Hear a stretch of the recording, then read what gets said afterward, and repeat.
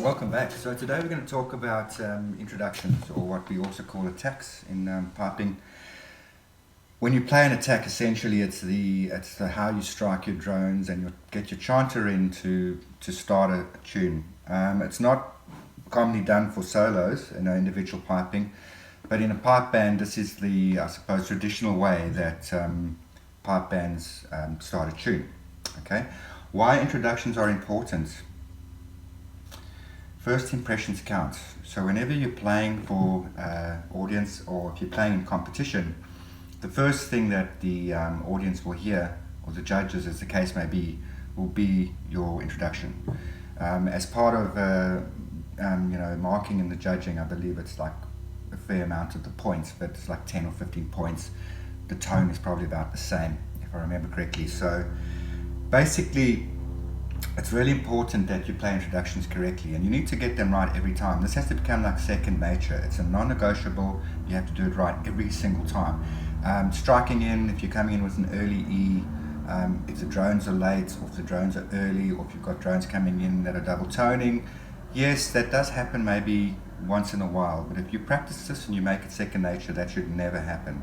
And it'll just make your whole piping experience a lot more pleasant, because when you're playing in a band, you don't want to feel like the person that's always the one that's making the boo-boo in the beginning, and it just puts everybody else off, and it's really not a good way to go into a competition. It sets you up for a very bad sort of vibe going into it. So do yourself a favor, if you're playing in a pipe band especially, even if you're not competing, you need to practice this, and I'll show you the 3 or 4 things that you can do, which will make it really straightforward for you to understand what's involved here.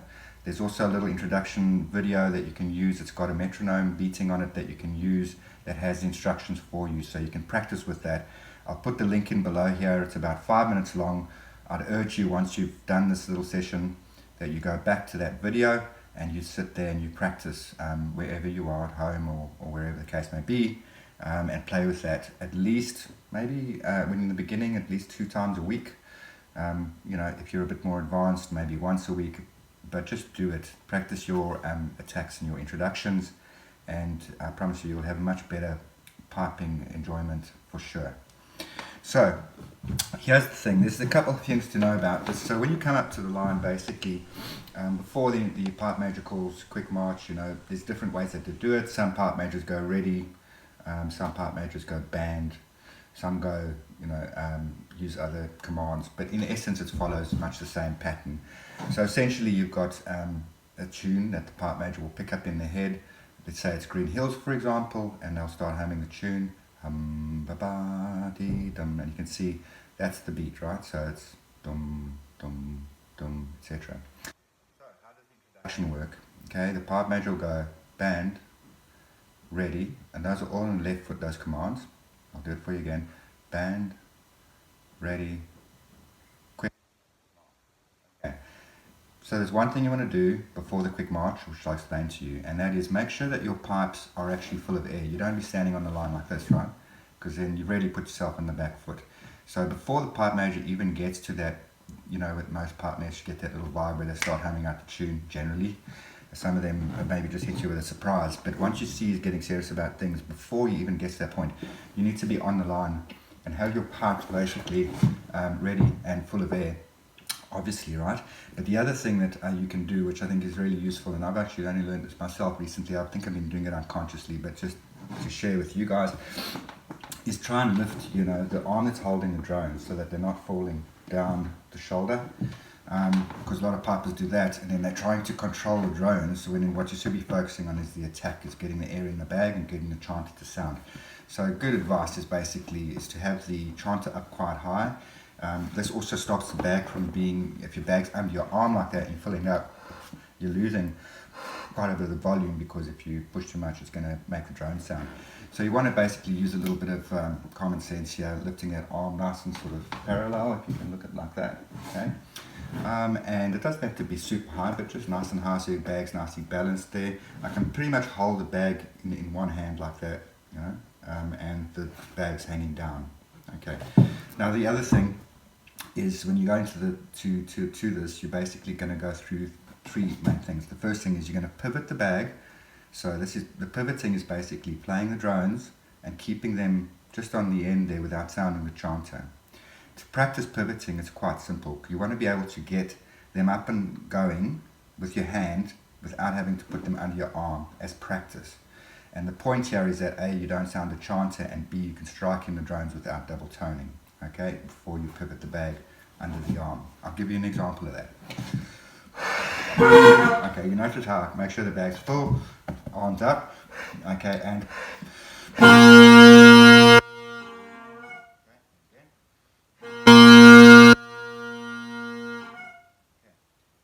that you shouldn't hear double toning drones. The drone should be relatively steady.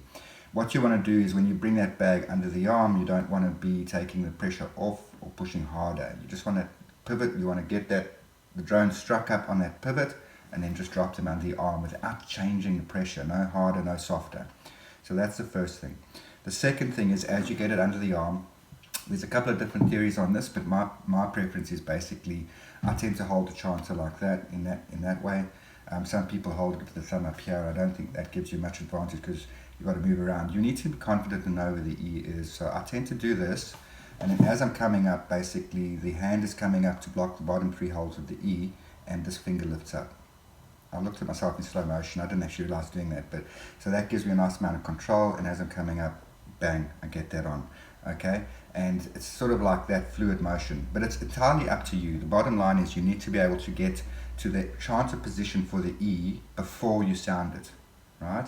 The reason why is when you sound the E, you want to actually be using the pressure in the bag and just bringing it in at the correct pressure so the E sounds. Okay, so that's the most important thing about that, is getting that E to sound, and that's the third action. So you don't want to get up when you get your hands, as you get them to chant the E sounds. It's not going to help you, right? Because you're really risking it quite a bit there. You're not sure what's going to happen with your hands. Generally, you should get your hands bang on if you practice this enough onto the E, but you don't want to leave that to the last minute, basically. That's the first reason. The second reason is you want to really consciously sound the E. You don't want the E just to be some happening per chance. You want to be really conscious about this and picture the E and the sound in your head, and you're going to bring in the E and go E sustained, generally for 2 beats. You don't want the E to go E dropping in pitch, and you don't want it to rise E, okay? And obviously all the other things, you don't want early E's and squawks and all of that sort of thing. The E must drop in exactly on the beat. So back to the original point I was making. If the pipe major's standing there and gets band, ready, quick, march, drum rolls, 2, 3, break, drones. Now the drones, on the first beat of the second 3-beat roll, you're pivoting the drones pretty much on that first beat. I'd say maybe not as long as the full beat, but you're getting it up in that first beat and getting it under the arm quite sort of snappily, but not looking sort of like panicky or anything like that. You just want to slip it under the arm, keeping that pressure consistent, and in that same motion as you're doing that, you're bringing the hands around so that basically it goes drones to E. You want the hands on the chanter by around about the second or just after the second beat of the 3-beat rolls. Okay, I think to get it on second's a bit of a challenge. I mean, it's 1, 2, 3, that's superhuman, but you want to go 1, 2, 3, and then when the 3 comes in, you're sounding the E. So here's an example of that. See if you can watch all of the motions in play there.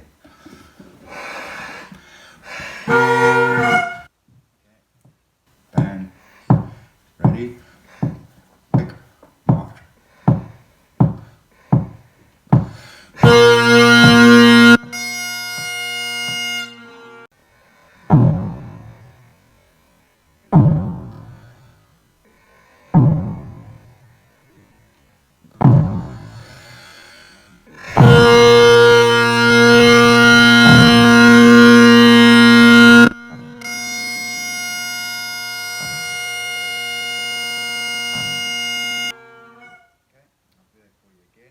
Into the tune. So you should have seen in that, you should have seen all of the things I mentioned. Bringing the bag up on the pivot, getting the hands onto the chanter before it actually needs to be played, even if it's just a little bit before, and consciously sounding the E.